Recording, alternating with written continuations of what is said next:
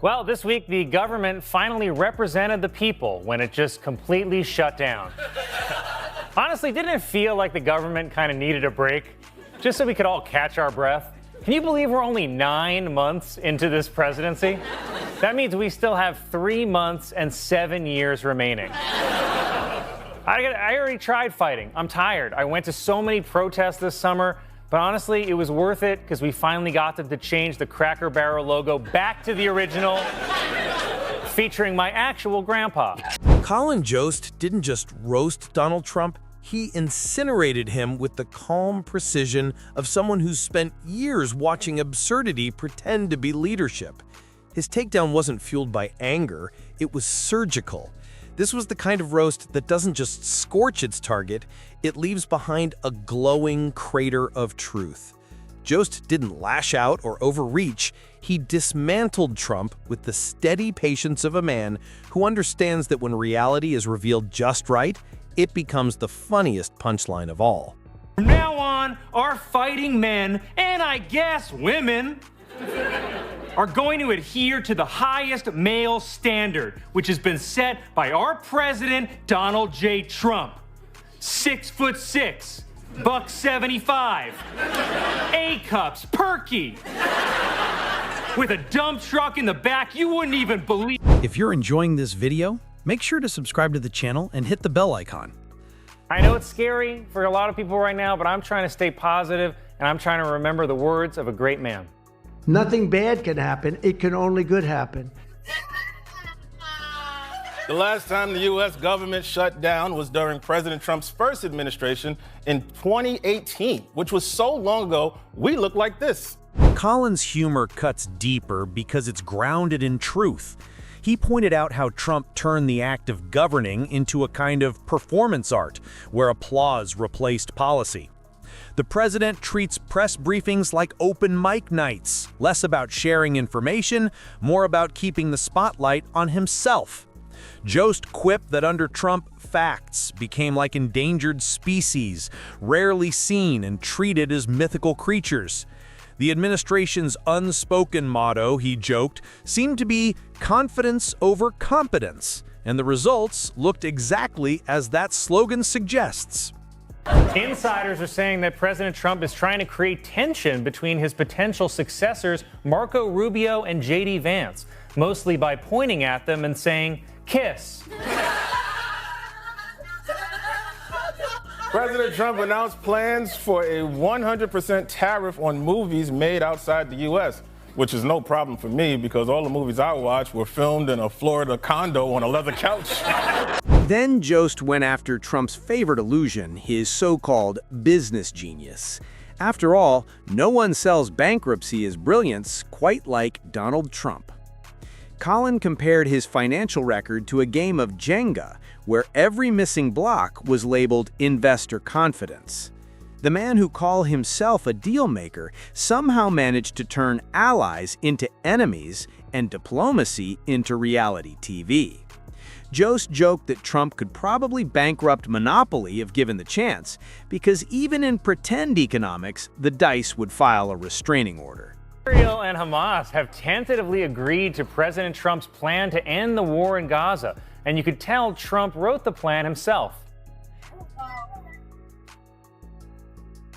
A Trump advisor said ICE agents will attend the Super Bowl after Bad Bunny was announced as the halftime performer. You know, to catch all those farm workers who can afford Super Bowl tickets. Trump's obsession with image became Jost's next playground. He mocked the idea of a president who spends more time adjusting the lighting than shaping policy.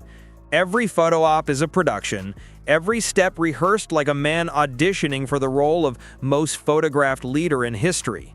Jost described Trump's public appearances as emotional costume changes, different tone, same script. Every smile feels practiced, every gesture exaggerated, as if the presidency were a long-running show that simply refuses to get canceled. Traveled to the Middle East this week, and if I were him, I would have just stayed there because it looked awesome. Trump arrived in Saudi Arabia where he was greeted with a lavender carpet which matched the color of his tie and also the length. They also rolled out a mobile McDonald's truck for President Trump's visit, featuring Saudi Arabia's most popular new burger, the McJournalist. Then came the foreign policy disaster. Jost painted Trump's diplomacy as a mix of overconfidence and guesswork, the kind you'd expect from someone who thinks geography is optional. Every summit felt like a talent show where Trump believed he was the only act. His negotiations, Jost joked, were like bad first dates. Too much bragging, not enough listening, and promises everyone regretted later. He even made world peace sound like a real estate listing with faulty plumbing. Jost's sharpest blows landed when he hit Trump's relationship with truth. Every claim an invention, every correction a betrayal. Under Trump, he said, the White House could power a city with the energy it took to deny reality. If lying were an Olympic sport, America would set records. Well, America elected Donald Trump to run the country like a business, but it turns out he's running it like one of his businesses. I love that you can intentionally ruin the economy and still get to stay president. It's like if you drunk drove your car through the window of the DMV and they were like, license renewed. It's insane. This was the worst week for the stock market since the summer of 2020. But you have to remember, back then, the president was also Trump. Then came the economy, Trump's favorite trophy, polished daily even as it cracked. Jost mocked how he treated economic success like a personal inheritance, something found, not earned. When job numbers rose, P took credit. When inflation spiked, it was someone else's fault. Colin compared his strategy to juggling grenades. Impressive when it works, disastrous when it doesn't.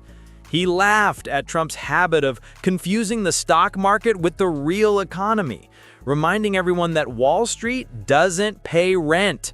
Then Jost turned to Trump's crisis management. Every disaster treated like a PR stunt, not an emergency. When the world wanted leadership, Trump wanted ratings. Jost painted him as a magician, spinning tricks, manic energy, recycled lines, and a stage that felt less political rally, more cult revival.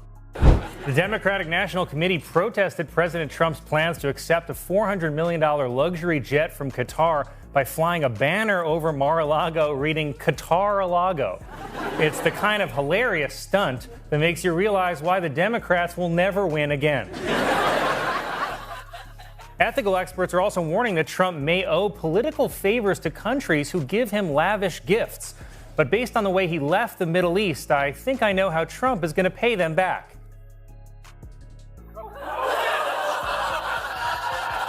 Jost joked that watching Trump work a crowd is like watching a hype man sell resentment to people desperate to belong. Every rally feels like a rerun, louder, longer, and further from reality. He then tore into Trump's Twitter addiction, saying no one in history has ever used a phone with such global consequences. The leader of the free world treats social media like a diary, filled with grudges, self-praise, and late-night confusion. Jost imagined world leaders waking up nervously to see if they'd been promoted to enemy overnight. He called it governance by hashtag, where outrage becomes policy and typos become headlines. Jost also hit Trump's obsession with the press. Trump doesn't crave good coverage, just constant attention. He treats criticism like oxygen. He hates it, but he can't live without it. Every headline is either a victory lap or a vendetta. President Trump even imposed tariffs on remote islands that are only inhabited by penguins. Well, then maybe penguins shouldn't keep pushing their gay agenda. This week, President Trump met with Kid Rock for what appears to be Drag Queen Story Hour. Kid Rock watched Trump sign an executive order on concert ticket fees and then returned to his regular job as a 4th of July lawn skeleton. Then came the cabinet chaos. Colin roasted the revolving door of advisors who came and went like extras in an over-budget movie. He described Trump's White House as an HR disaster, where loyalty meant silence and survival depended on reading the boss's mood. Every firing felt personal, every resignation a public exorcism. Jost joked that no one lasted long because it's impossible to serve two masters, the Constitution and Trump's ego. His humor then turned to Trump's communication skills, or the lack of them. Listening to Trump, he said, is like decoding a fortune cookie written by a broken algorithm. Sentences start somewhere and drift into confusion. Colin then tackled the myth of Trump's toughness. The self-proclaimed strongman folds at the slightest joke. Jost laughed that one late-night punchline can spark a political meltdown. The man who calls himself unshakable erupts at comedians like a volcano hit by static. His idea of strength, Jost said, is never admitting weakness, even while drowning in it. True resilience takes reflection, something Trump avoids like taxes, unless it serves him. Guys, it happened. Last night, President Trump posted an AI-generated image of himself as the Pope, apparently ordering a one-way ticket to hell. Who posts a photo of themselves dressed like a guy who died a week ago? Trump was at the Pope's funeral. That means he walked past an open casket and was like, oh, we should do a who wore it best. Then came Trump's legal saga, an ever-growing universe of investigations, lawsuits, and denials. Colin called it America's longest-running courtroom special, where every scandal follows the same script: deny, deflect, distract, repeat. It's performance art funded by taxpayers. Jost joked that Trump treats legal battles like brand opportunities, another chance to play the victim. Ironically, he's the only man who can make indictments look like campaign posters. Colin also targeted Trump's war with science, mocking his environmental policies as an ongoing feud with reality. Under Trump, climate change wasn't a crisis, just an inconvenience to be rebranded. Regulations were gutted in the name of progress, while nature quietly took notes. Jost mocked Trump's belief that environmentalism was a plot to annoy billionaires. The man who promised unity instead turned disagreement into civil war. Colin pointed out how Trump measures loyalty not by service to country, but by devotion to himself. Under his rule, patriotism became less about principles and more about applause. Jost summed it up best. He's the only president who treats democracy like a fan club. This week, Donald Trump continued to announce everyone he's going to fire in 6 months. Trump nominated Kristi Noem to lead the Department of Homeland Security, Lee Zeldin to head the EPA, and Elise Stefanik as ambassador to the UN. And then someone yelled, "Now do a silly one." On Wednesday, Trump nominated Matt Gaetz for Attorney General, and Gaetz said the same thing he does when he sees a teenage girl: "I'll do it." Then came Trump's obsession with legacy. Colin joked he's the first president who spends more time branding history than making it. Every event becomes a photo op, every mistake a media plot. Trump talks about greatness like it's a trademark, not a virtue. Jost noted that his obsession guarantees a legacy, just not the one he wants. Historians, he said, will file his era under case study, not achievement. Every handshake looks like a hostage negotiation. Every meeting ends in confusion over who won. Under Trump, Jost quipped, the State Department turned into improv comedy. Then came his pandemic blunders, delivered with sharp irony. Science became optional, experts were silenced, and hope was repackaged as spin. Colin said Trump treated a global health crisis like a ratings drop, offering confidence instead of strategy. The man who insisted everything was under control seemed stunned that reality wouldn't follow his script. Jost joked that future textbooks will file his pandemic response under what not to do in power. Truly, like if the week Queen Elizabeth died, I posted this.